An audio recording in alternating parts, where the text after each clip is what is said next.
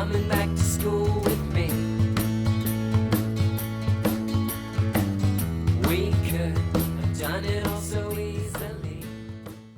Hi, my name is Craig Thompson-Wood. I'm the board game teacher. Thanks for coming to the classroom. Today I'm doing a special episode in that I'm including this with the Timothy Plays, even though there's no Timothy here to play. But this is because Timothy and I have been getting into the Pokemon card game. Well, more Timothy than me, if I'm being completely honest. But I really want to encourage and develop his interest in this game because I know how much good that can come out of becoming really immersed in a game like this for your mental development, academics and all kinds of things through studying and understanding and planning out decks. And that's what I want to look at today is the deck building. Timothy and I were going to be playing a battle soon. We were going to do it last Saturday, but things kind of fell through, so it didn't happen. But my intention was that I was going to be building a deck from his cards that he has available. So construct my own deck from the ground up. And so what I did is I did a little bit of research online, and I found that there's really just a couple things to be wary of as you're building a deck. The first thing is that you can't build a deck that is more or less than 60 cards. So 60 cards is the exact number that your deck has to be, and so that's what I have here is a 60-card deck. Second, you can't include more than 5 of any one card, and I kind of cheated there. I have, I think, like 7 of How. I just knew she was good, and I just thought, okay, I was just grabbing some trainer cards and I put her in. So when I redo this deck for Timothy, I'll make sure to remove the Hows that I have that are in excess of 5, and I'll get it to a legal deck, and I'll add in some extra trainers. So beyond that, they say some of the guidelines are to have between 12 to 20 Pokemon, and of those, like 12 to 15 of them should be just basic Pokemon. There's no sense in having a lot of powerful evolutions unless you have a lot of the basic ones to be able to get them out there in the first place. So really focusing on those basic Pokemon is a good idea. You should also have, they say, some guidelines, make sure you have a lot of energy that's going to be complementing your Pokemon. If you have wild energy, that's great. Maybe even some basic, not basic Pokemon, but the ones that aren't affiliated with a particular type. If they're just a basic type, so they're not water type or fire type or psychic or anything like that. They're just the ones with the circle with the star. That's a basic one that can be used. Any energy can power those Pokemon, so those are also good ones to have around. But what I wanted to do today, my favorite Pokemon is Poliwhirl. I don't know what it is that I love about Poliwhirl. I just always have. From the moment I saw him, it was sort of love at first sight. And so I thought I'd construct a water deck. Now, unfortunately, Timothy doesn't have any Poliwhirls, but I thought that was just in my mind. That's what I want to do, is a water deck. So not really sure about the strengths and weaknesses of a water deck, but thought I'd give it a go.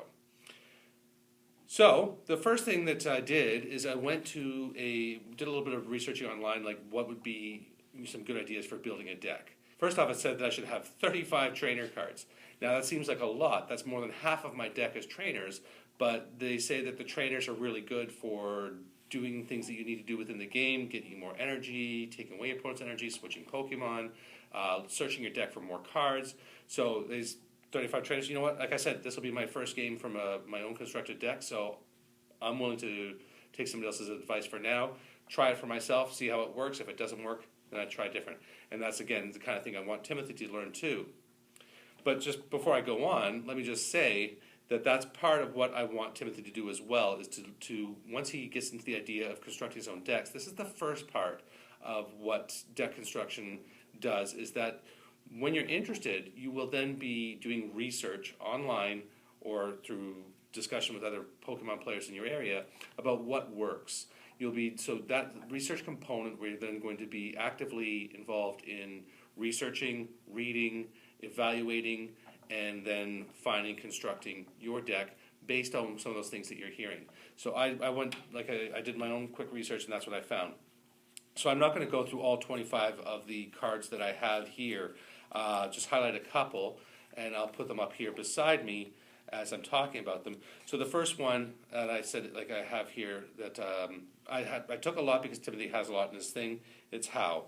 And How is great because she lets you draw 3 cards. So you play How as your supporter, and she gets you 3 cards on a turn. So that makes How a good one in my decks. Yeah, so the Great Ball is a good one.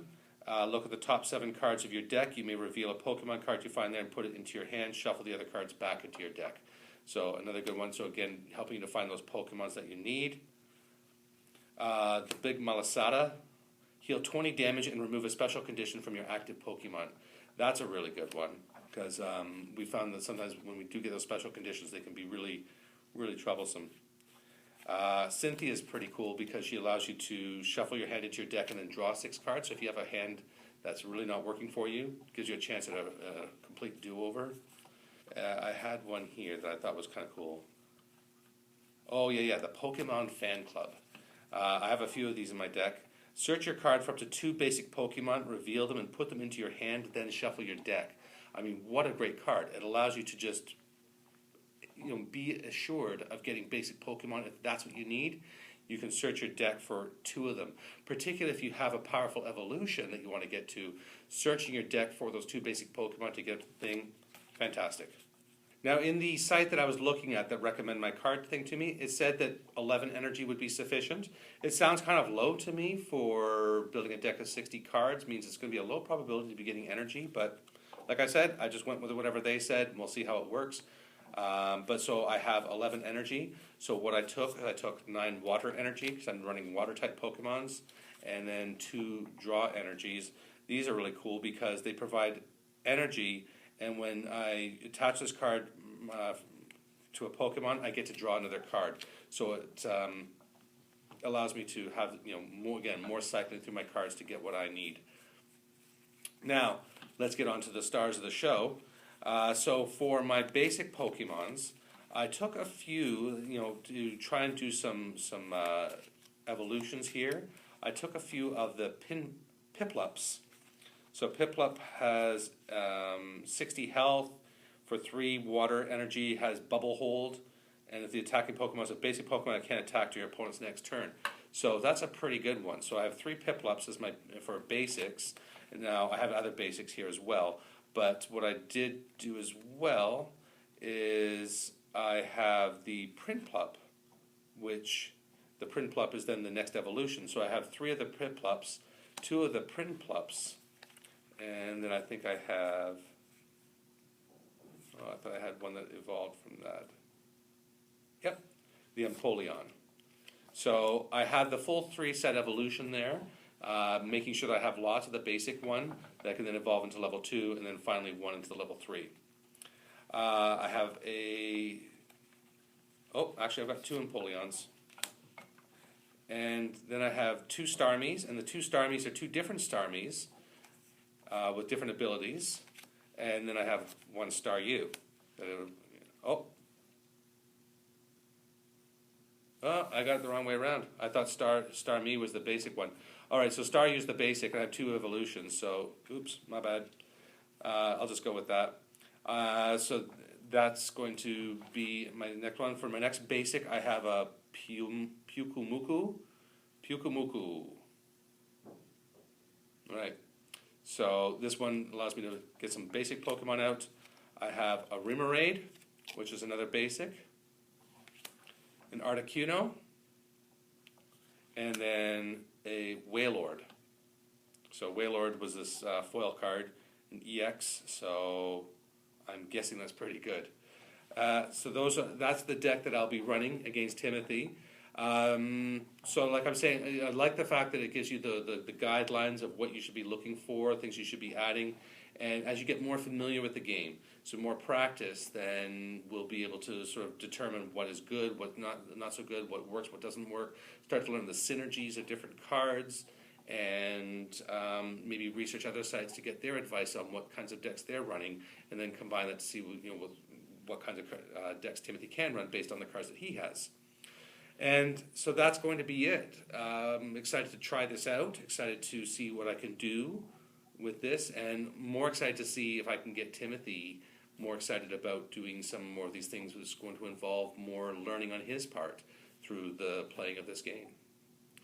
So if you have any thoughts or anything about the Pokemon deck that I'm running here, or if you have maybe suggestions for Timothy on how you got started, or maybe some sites you might like us to check out for him to see how to run his decks, please leave me a message in the comment section below. But until next time, I'm Craig Thompson with the Board Game Teacher saying thanks for coming to the classroom.